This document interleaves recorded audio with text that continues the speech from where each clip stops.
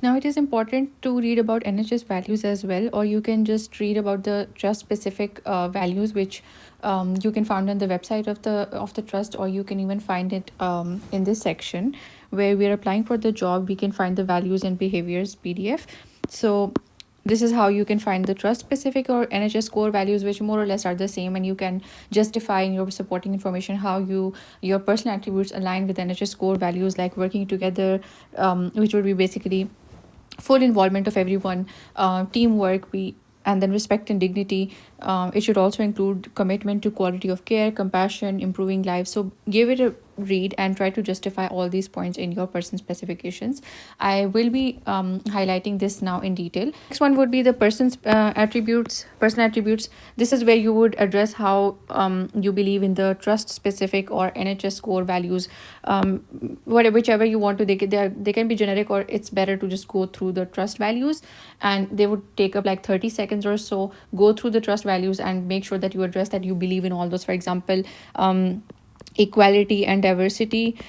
You can just write that my personal attributes align with the NHS core values. Like, I believe in diversity at workplace, and I believe that diversity makes the team stronger. I treat everyone with kindness. Compassion is also one of them. Again, respect. I treat everyone with respect and equality. So I believe in equality of everyone. You can write generic statements like this to demonstrate that you know the core values of the trust and you believe in them. Okay. Now, these are the parts which I think should take up like 3 or 4 lines each, and you would already have addressed these at some capacity in your application already. So don't write stories on it, and do not repeat what you have already written. They probably have gone through that, but make sure that you write about it in a way that demonstrates that that gets you highlighted, and again makes you stand out in a way that you understand the principles of that. For example, if I go straight to research or audit, you should demonstrate that, you should say that I understand the importance of quality improvement in healthcare settings, and I understand the basic principles of audit and conducting a PDSA cycle. And then if you have conducted an audit, you can talk about it, or any innovation that you brought to make sure a problem gets solved. For example, let's say you can say I conducted an audit on blah blah blah blah topic, and that taught me. Okay, so whatever that taught you, whatever that you learned from that audit, or whatever was the outcome or improvement as a result of that audit, you can talk about that. Or let's say you do not have any audit, again, that's not a problem.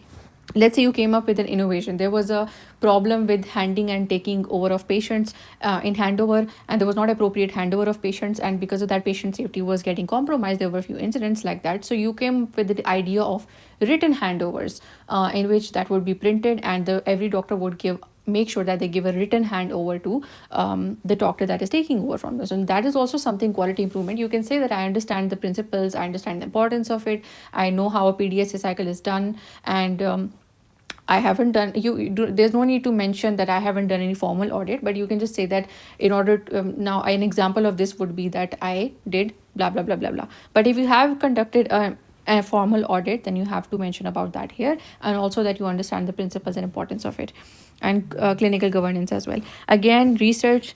You demonstrate that you know research methodology, you're familiar with basic researches, you have taken part in X number of researches, and any of them, if any of them have got published, you can talk about that as well here. Achievements, this should include any of your distinctions, scholarships, or let's say you got a position or you got a prize money. Any achievement that you have that you want to highlight here, you can talk about it.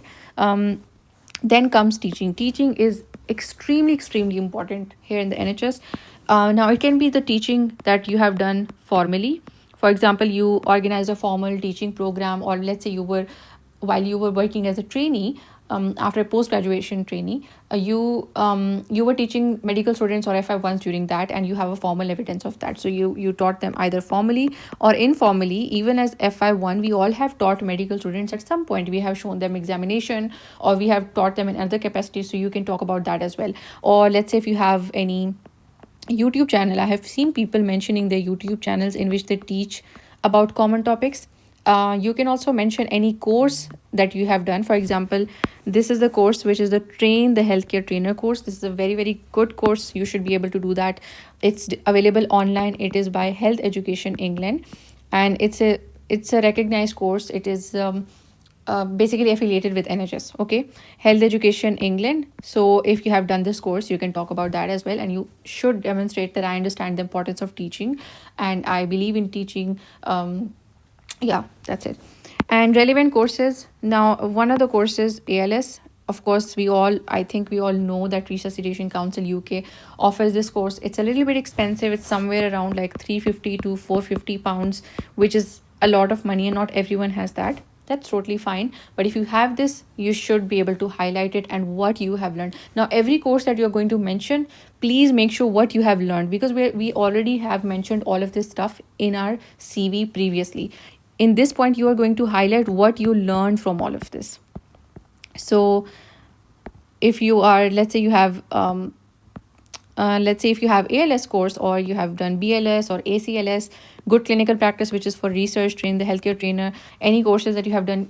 So let's say I did the ALS course, in which I learned about the emergency management of this. So make sure you talk about your relevant courses, or any conferences that you have attended. For example, I attended a course, a conference, which is International Emergency Medicine Conference, which was conducted by XYZ hospital back in my home country, and that conference gave me an insight of this is that, explain it, all of this. Okay, in the last, you're going to mention if you have volunteered somewhere. That's a very good quality to have, because it shows your human side. If you volunteered in a charity, we all have a lot of charity organizations or um, societies in our medical school. I had some in my King Edward Medical University. So you can talk about that if you have volunteered there or organized some like donation drive for patients. So any voluntary work that you have done, and here you can talk about your human side, that I am very empathetic and all, and I have organized this stuff and I volunteered here. That can leave a good impression here, as well. Now, in the last, your concluding statement will include any specific motivation that you have for this particular job, like anything. So you would just conclude your supporting information and say that my particular motivation for this role was, let's say I want to pursue training in emergency medicine, or whatever particular specialty you are applying for. You can say that you love the city, or you're interested in this particular trust, you have heard a lot about that, or you have colleagues or seniors that work in this trust and they have great reviews about it. So I would work in a setting like this, and I would consider myself extremely lucky. So again, looking forward to hearing from you, and just conclude the supporting information.